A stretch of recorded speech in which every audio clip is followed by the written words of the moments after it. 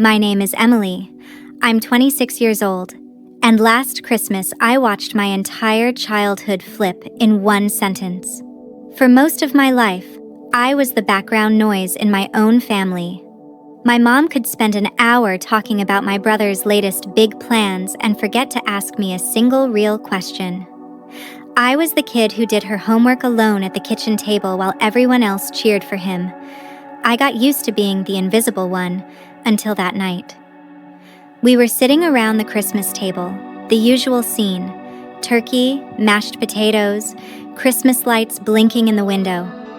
My mom was leaning toward my brother, asking about his new business idea, laughing, promising she'd help however she could. I was there too, quietly cutting my food, like always. Then my brother looked at me with that little smirk he's had since we were kids and said, "So, are you still wasting your time on that worthless company of yours?" I didn't raise my voice. I didn't snap back. I just shrugged and said, as casually as if I were talking about the weather, "Actually, I sold my company."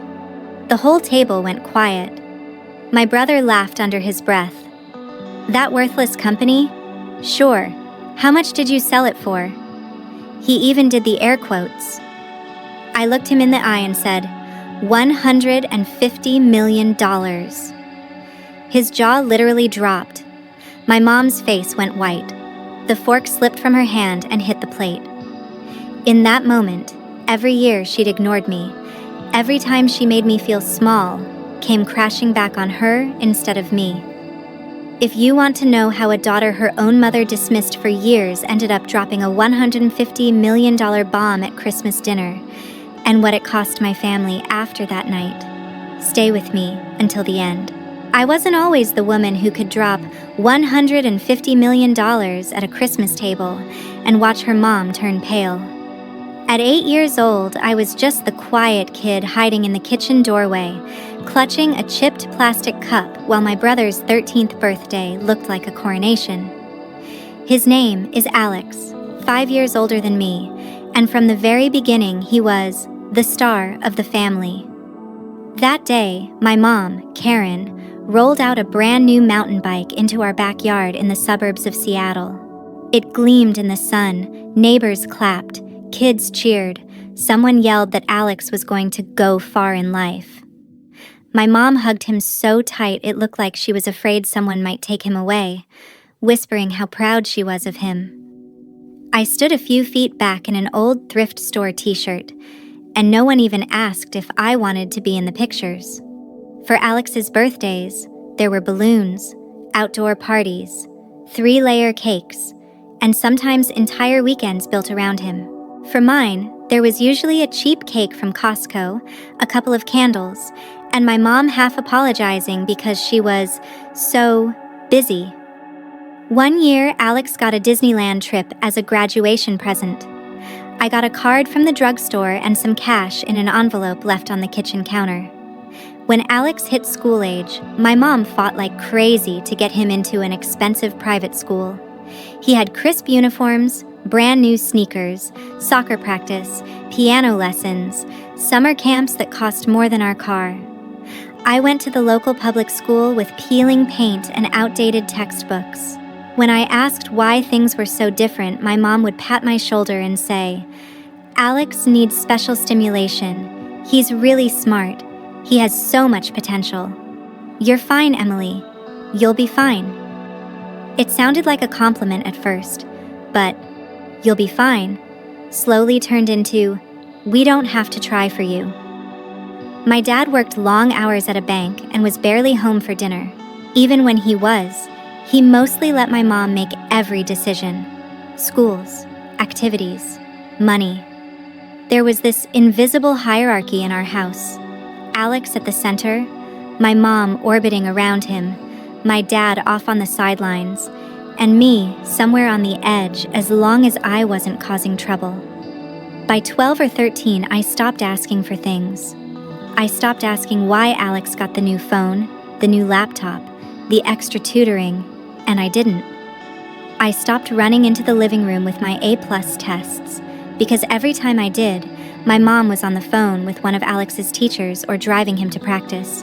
If I needed extra books, she'd sigh and ask if I really needed them. For Alex, the answer was always yes. For me, it was always maybe later. So I learned to do things myself. I started watching YouTube videos to teach myself how to cook basic meals because I didn't want to ask for takeout money.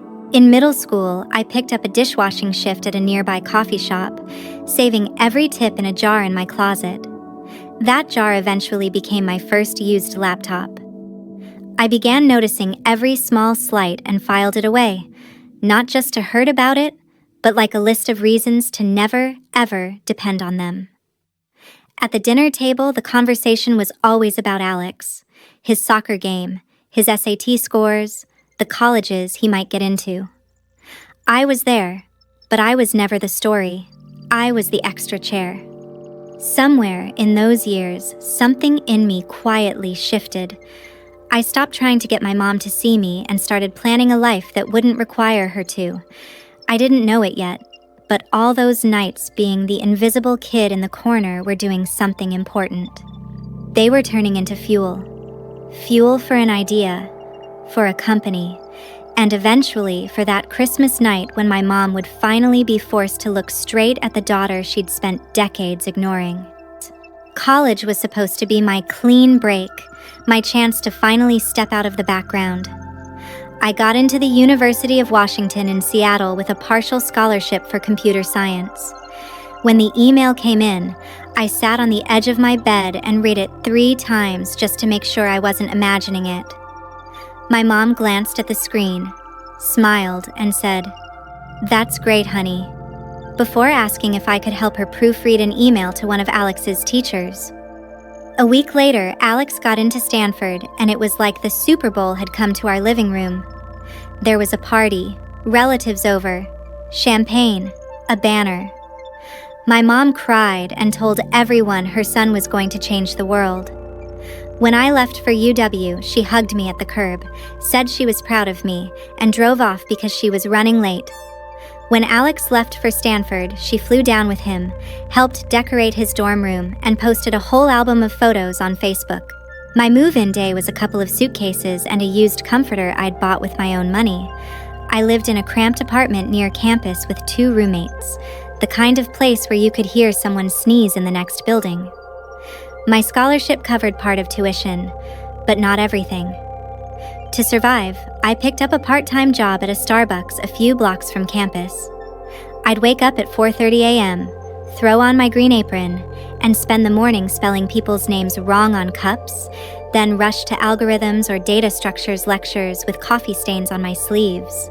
Between classes, I'd sit in the library with my beat-up used laptop, watching free coding videos on YouTube and Coursera because the official textbooks were too expensive. While everyone else joined clubs and went to parties, I was learning how to build basic apps. I didn't feel sorry for myself. Honestly, it felt kind of good, like I was slowly building something that was mine. The idea that changed everything started in the most boring way possible. People complaining. My friends were constantly exhausted. They'd pull all-nighters, eat trash from vending machines, skip the gym for weeks, then crash and wonder why they felt like zombies. My roommate would say, "I wish something would just tell me when to get off my ass and drink water." One afternoon, sitting at a sticky cafe table between shifts, it hit me. What if there was one simple app that helped people keep track of the basics? What they ate, how they moved, how they slept, and actually nudge them to do better, without being annoying or complicated. I started sketching screens in a cheap notebook. Little graphs for sleep, color-coded bars for workouts, reminders that looked more like friendly texts than alarms. I called it Health Track, mostly because every other name I thought of sounded stupid and the domain for that one was still available. I'd come home from my night lab, make instant noodles, and code until 2 in the morning. The first version was rough, but it worked.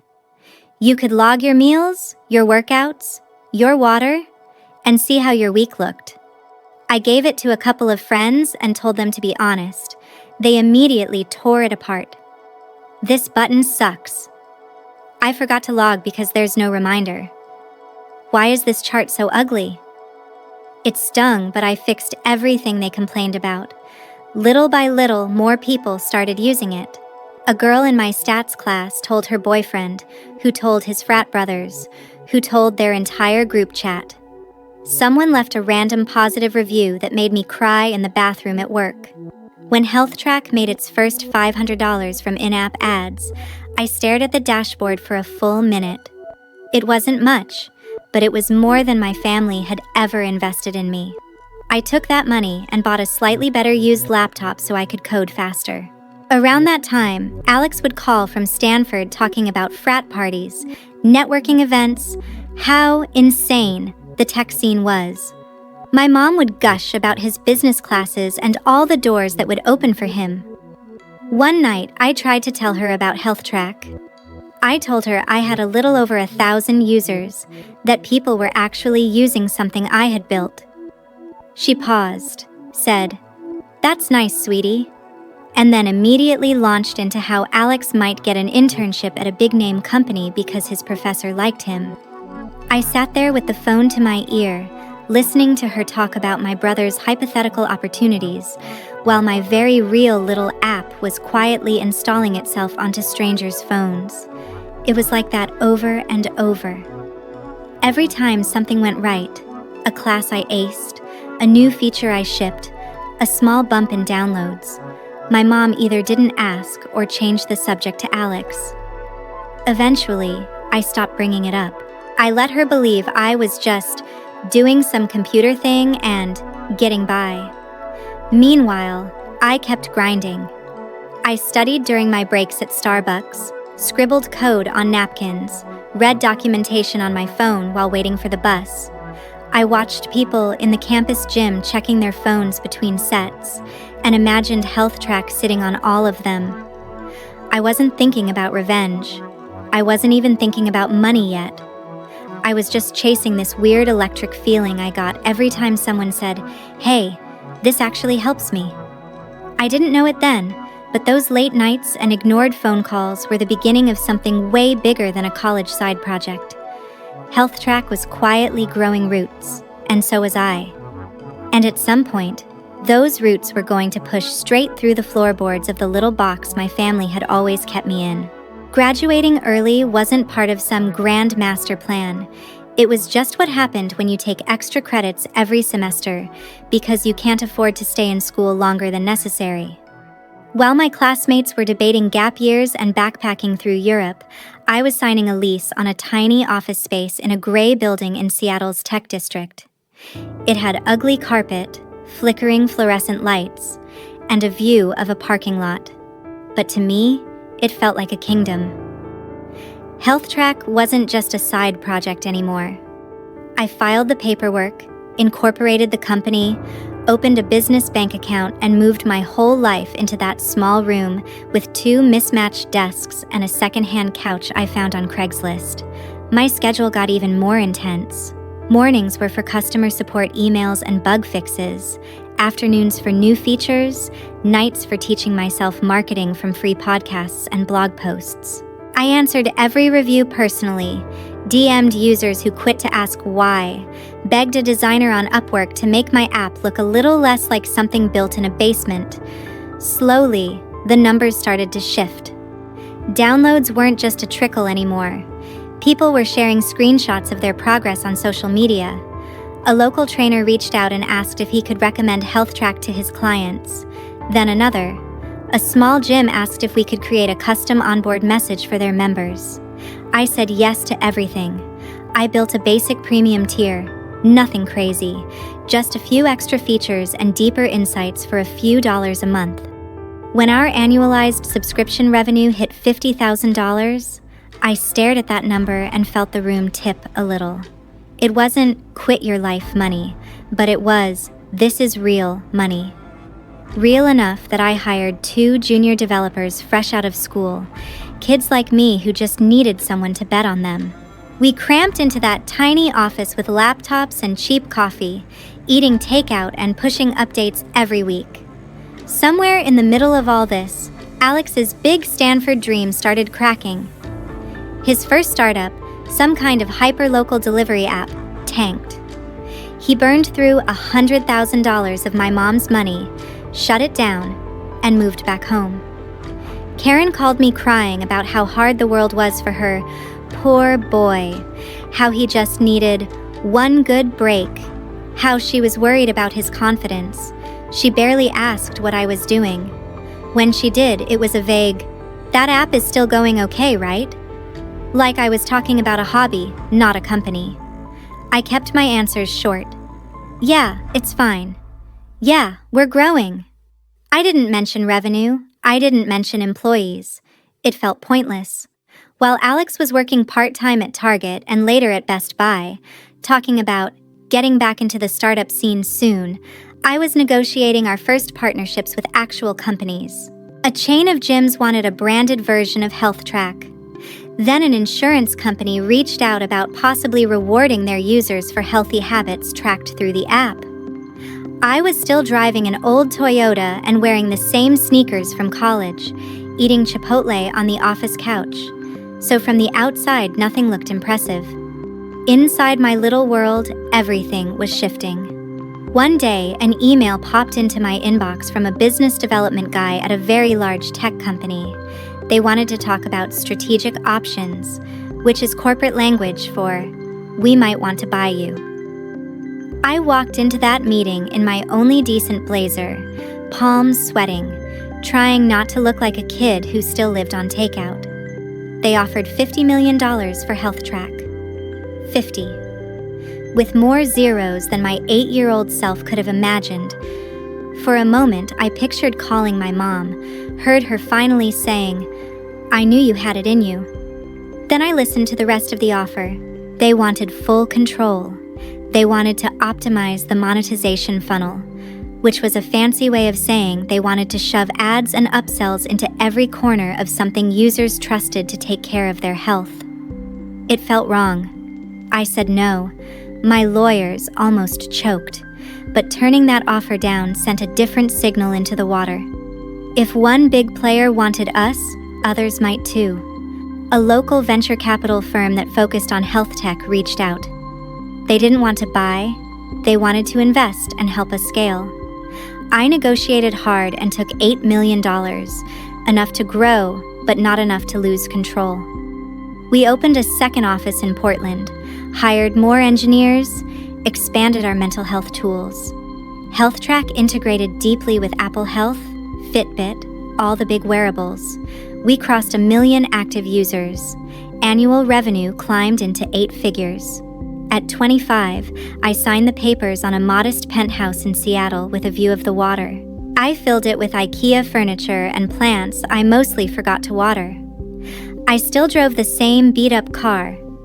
I still wore hoodies to work. But my life was no longer small. The offer that eventually stuck didn't come from a flashy tech company, but from a giant healthcare group that wanted to bring preventative wellness into their system. They didn't want to gut the app. They wanted to keep my team, keep the brand, and use their resources to reach more people. They offered $150 million. We negotiated terms for months, my days a blur of contracts and video calls and numbers that made my teenage brain short-circuit. When I finally signed, I walked out of that final meeting numb. After taxes, after bonuses for my team, after all the fees, I was left with roughly $90 million, $90 million more than anyone had ever thought I would have, including me. I didn't call my mom. Instead, I called a therapist. Sitting in that small, quiet office, I talked for the first time in my life about what it felt like to be the invisible kid, the "you'll be fine" child, the afterthought. We went through every birthday, every brushed-off achievement, every time my mom chose to save Alex instead of even seeing me.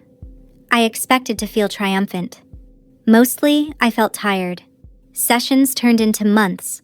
I started donating to health nonprofits, especially ones focused on women who needed mental health support. I realized something that surprised me. I didn't actually need my mom or Alex to clap for me anymore. Their opinion had stopped mattering somewhere along the way. What I did need, though, was closure. Not revenge in the cartoon sense, not some dramatic scene where I threw money in their faces. I wanted to know, for my own sanity, what would happen if I walked back into that house not as the invisible daughter, but as the woman they had refused to see. Christmas was coming, and for the first time in years, I found myself looking at flights to Seattle. My therapist was the first person who suggested I go home for Christmas. Not because she thought my family suddenly deserved me, but because she wanted me to see, in real time, how different I'd become. Treat it like an experiment, she said. Not a reunion. You're not going there to get something from them. You're going there to observe. So that's what I told myself when I booked the flight from Portland back to Seattle. It wasn't a homecoming. It was data collection. I could have driven, but there was something symbolic about flying into the city I grew up in as the founder, who had just sold her company for $150 million. I didn't tell my mom about the sale. I just texted her that I was free this year if she still wanted me there for Christmas. She replied within seconds, more enthusiastic than I expected. Of course, Alex will be here too. It'll be just like old times. The heart at the end almost made me laugh. Old times were exactly what I was nervous about. I booked a room at a hotel near the airport instead of staying at the house. That decision alone felt like drawing a line in thick black marker. For years, I'd slept on that sagging twin mattress in my childhood room, the one with the peeling posters and the bookshelf full of borrowed library books. This time, I wanted a door I could close that wasn't hers. On Christmas Eve, I landed in a gray Seattle afternoon. The clouds were heavy, the air wet and familiar. I checked into the hotel, dropped my suitcase, and just stood there for a minute looking at the clean, anonymous room. White sheets, neutral art. No history, no ghost of a younger me trying to be seen. The next day, I drove my rental car to my mom's house. The neighborhood looked smaller somehow. The same cracked sidewalks, the same pitiful little park at the end of the street. Her house still had the faded blue paint and the overwatered lawn. The only thing different was the plastic Christmas reindeer on the lawn, one of its antlers bent. My heart picked up as I walked up the front steps, but it wasn't fear. It was more like stage fright. The door opened before I could knock. My mom stood there in a flour-dusted apron, cheeks pink from the oven heat, the smell of roasting turkey rolling out behind her. For a split second, I saw the mom I used to chase after with drawings and test scores. Then the moment passed. She pulled me into a quick hug, more polite than anything. "Emily, you look so grown up," she said, stepping back to look at my coat, my shoes, my face, like she was evaluating a stranger's outfit. "How's work? Still doing your computer stuff?" "Yeah," I said, shrugging. "Still doing my computer stuff." She nodded like that answered everything and immediately launched into an update about Alex. "He was doing so much better," she said. "He had this amazing new business idea and was really turning things around." Her eyes lit up in a way they never did when she looked at me. "You'll see. He's been working so hard. I'm just so proud of him." I stepped inside. The house smelled like nutmeg and sugar and dish soap. The same artificial Christmas tree stood in the corner of the living room, loaded with old ornaments. There were framed photos of Alex in his football uniform, Alex at Stanford, Alex in a suit at some networking event. None of me. Not one. I spotted a picture from when we were kids. Alex on his new bike in the backyard, my mom's arm thrown around him, me blurry on the edge of the frame, half cut off. I almost smiled. "Alex," my mom called toward the living room. "Your sister's here." He was sprawled on the couch, watching an NFL game with a beer in his hand, one sock on, one off, like always. He muted the TV and stood up, giving me a once-over. "Well, if it isn't the coding queen," he said with a crooked grin. "Still single? Still buried in your little app thing?" I could feel my mom watching my reaction, waiting for me to laugh it off like I used to. I just smiled. "Nice to see you too, Alex." I put my bag down and followed my mom into the kitchen. She handed me a dish towel like nothing had ever changed. "Can you help with the salad? We're doing the cranberry one you liked when you were little," she said, already moving back to basting the turkey. She poured a glass of wine and set it in front of Alex, then poured one for herself. She didn't offer me any, just gestured toward the tap water like she always had. It was such a small thing, but it was all there. The invisible ranking, the automatic deference to him. I chopped vegetables, listening to them talk about his big plans, how she was going to help him get this one off the ground for real this time. No one asked if I'd driven or flown, where I was living now, what my days looked like. I realized I didn't care. I wasn't that kid anymore, waiting for a turn. I was taking mental notes. How she kept circling back to Alex. How he soaked it up. How automatically I had slipped into the role of quiet helper in the kitchen. When she finally called us to the table, my pulse picked up again. The plates were set the same way they always had been growing up. Alex at one end, my mom nearest to him, me off to the side. I sat down in my old spot, but I wasn't the same person. This time, I wasn't here to disappear. I was here to see exactly what happened when the ghost in the corner finally decided to speak. Dinner started the way it always had, with my mother directing every bit of attention toward Alex. She passed him the mashed potatoes first, laughed at every lukewarm joke he made, and asked about his big new venture like he'd already gone public. He launched into a rambling explanation about an online sports gear store, how the market is wide open, and he just needed a little capital to get it off the ground. My mom nodded along, eyes shining. "And of course I told him I'd help," she said, glancing at me like she expected approval. "A little push now, and he'll be unstoppable." I took a sip of water and kept my face neutral. The conversation rolled right past me. They bounced from his business idea to his workout routine, to some story about a guy he knew who almost got signed to the NFL. I could have been a piece of furniture for all they noticed. When my mom finally turned to me, it was with the same half-interested tone she used with telemarketers. "So, Emily," she said, cutting into her turkey, "you're still doing your computer job, right? Working on that app?" I set my fork down, feeling the weight of the moment float just out of reach. I could have said everything right then. Instead, I shrugged. "Yeah, still working on it." She smiled, relieved she didn't have to follow up. "As long as you're managing to pay your bills, that's what matters," she said, like I was a teenager babysitting for gas money. Alex smirked, swirling his wine. "Come on, Mom," he said.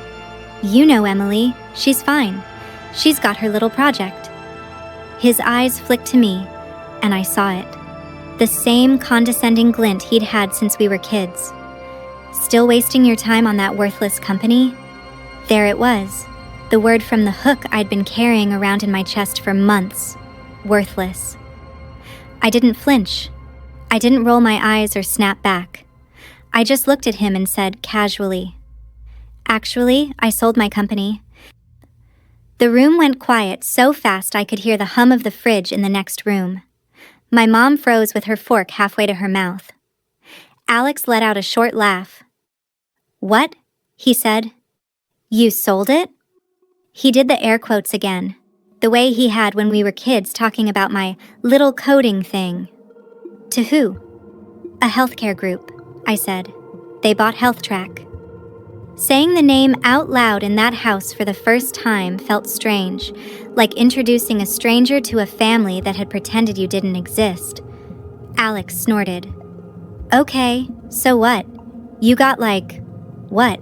A couple $100,000? Enough to move out of your little shoebox apartment? His face was bright red now, half from the wine, half from the idea that I might have actually done something real without him. How much did you sell it for exactly? My mom was staring at me, eyes wide. Yes, she said softly. How much? I met his eyes and saw the challenge there, the assumption that he was still above me, no matter what I said. I let a beat of silence stretch out until I could feel the tension buzzing in the air. Then I said, clear and steady, $150 million.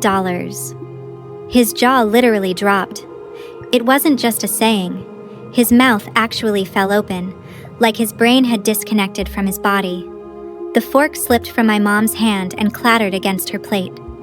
Her face drained of color so fast it was almost comical, like someone had pulled a plug. For a second, nobody moved. Nobody breathed. Then everything happened at once. That's not funny, Emily, my mom whispered. That's not a nice joke. You're lying, Alex snapped, regaining his voice. You're not that smart. Nobody pays that kind of money for some stupid phone app. I pulled my phone out of my pocket, unlocked it, and turned the screen toward them. I'd left the banking app open because some part of me knew this would happen. The balance stared back at them, a number so long it barely fit on one line. This is after taxes, I said quietly. After paying my team. After everything. My mom leaned in, eyes darting over the digits, lips moving as she tried to count the commas. Alex grabbed the phone from her, hands shaking, and started scrolling like he was looking for a trapdoor. When that didn't satisfy him, he snatched up his own phone, typing furiously. A few seconds later, I watched my own face appear in the reflection of his glasses. My headshot from an article. His eyes scanned the headline. I already knew what it said because I'd read it once, alone, at 2 a.m. 26-year-old founder sells health app for $150 million. There it was, in black and white. He scrolled, and I heard him mutter phrases under his breath. Under 30, fastest growing, mental health features. He stopped reading and looked up at me like he was seeing a stranger. My mom's eyes were wet now. Why didn't you tell us? She asked, voice shaking. How could you keep something like that from your own family? I let out a short breath that was almost a laugh. You mean the way you kept everything for Alex? I said. The private school? The trips? The $100,000 you gave him for a startup that failed? The way you forgot my birthdays or tossed me a grocery store cake while you flew down to move him into Stanford? Her mouth opened and closed, but no sound came out. That's not fair, she finally managed. We did our best. We supported you. We always... No, Mom. I cut in, my voice sharper than I intended. You supported him. You invested in him. You built your whole life around him. You told me I'd be fine, and then acted like that meant you didn't have to try. You made sure he had every chance, every safety net, every excuse. I built everything I have without a single one of those things. You don't get to play the victim now because your invisible child turned out to be the one who actually did something. Alex slammed his fist on the table, making the glasses jump. So what? You think you're better than us now? He shouted. You think money makes you special? You're still the same weird little sister who ate lunch alone and hid in her room. You just got lucky. I stood up slowly, napkin falling from my lap onto the floor. My hands were steady. My heart was not racing. It felt strangely calm, like this scene had been rehearsed 1,000 times in my head, and I was just hitting my marks. Luck didn't write a single line of code, I said. Luck didn't answer customer emails at 3 a.m. or refuse a $50 million offer because it wasn't right. Luck didn't fix your messes, Alex. Mom did. Over and over. I looked at her, really looked at her. She looked small, defeated, like the foundation she'd built her world on had just cracked straight down the middle. You gambled everything on the wrong child, I said softly. And now you're just angry that the one you ignored learned how to win without you. My mom reached out like she was going to grab my wrist. Emily, wait. We can talk about this. Maybe you could help Alex. Invest. We're family. We should stick together. There it was. Not, I'm sorry. Not, I was wrong. Just, help Alex. The hierarchy she'd built was so deep in her bones, she didn't even hear herself. I picked up my phone and slid it into my pocket. I did stick together, I said. For years. You just never noticed. I pushed my chair back from the table. The Christmas lights blinked lazily in the window behind them, reflecting off their stunned faces. Enjoy dinner? I added. Merry Christmas. And then I walked out of the house I grew up in, leaving my mother pale, my brother speechless, and 20+ years of being invisible sitting at that table behind me. The fallout from that Christmas dinner didn't happen all at once. It was more like a slow-motion collapse. I went back to my hotel that night, kicked off my shoes, and sat on the bed in the dark, staring at the city lights through the window. I half expected my phone to explode immediately. It didn't. The first wave hit the next morning. Long, rambling texts from my mom about family and misunderstandings, mixed in with accusations that I had humiliated my brother on purpose. A few hours later, Alex chimed in, calling me selfish, ungrateful, accusing me of turning my back on the people who raised you. I didn't answer. 2 days after that, a letter showed up from a lawyer representing both of them, demanding $3 million as compensation for the years of support, housing, food, and education they had provided. Reading it was like watching someone put a price tag on a childhood they barely showed up for. I handed it to my own attorney, who wrote back in language much colder than I ever could have. He politely declined, then attached a detailed breakdown of my parents' financial records my accountant had pulled together. Every tuition payment for Alex, every check for his failed startup, every major expense with his name on it, and a big fat zero next to mine. At the end, he added that if they pursued their claim, we'd have no choice but to make those records part of the public record. The next message I got was short and frantic. We're dropping it. Let's just forget lawyers. There was no apology, just retreat. Somewhere in the middle of that mess, Alex's life started to unravel. He was already fragile, furious that I'd passed him in a race he didn't even know we were running. He drank more, showed up late to his job at Best Buy, snapped at a customer who recorded the whole meltdown on their phone. The video hit a local Facebook group where people connected the dots between the ranting guy in the blue polo and the online posts he'd made, trashing his rich, ungrateful sister. A week later, he was fired. His new big idea for an online sports gear store never really got off the ground. Between credit card debt and a small business loan he didn't understand, he sank fast. My mom tried to save him the way she always had, refinancing the house, pouring whatever she had left into his black hole. It still wasn't enough. Within a year, the house I grew up in was gone, sold to cover debts. My mom moved into a much smaller apartment. Her health started to decline. Relatives who had watched her worship Alex for years pulled away when they realized how badly she had misplayed her hand. That next Christmas, I was in Hawaii with a small group of friends from the tech world. We swam, hiked, and sat on a balcony overlooking the ocean while I wired a sizable donation to a nonprofit that funds therapy for women who can't afford it. At some point, my phone buzzed with a message from a younger cousin. She'd seen the article about me and wrote that my story made her feel less crazy for being the overlooked kid in her own house. I invited her to call me anytime she wanted to talk about careers, money, or just life. She did.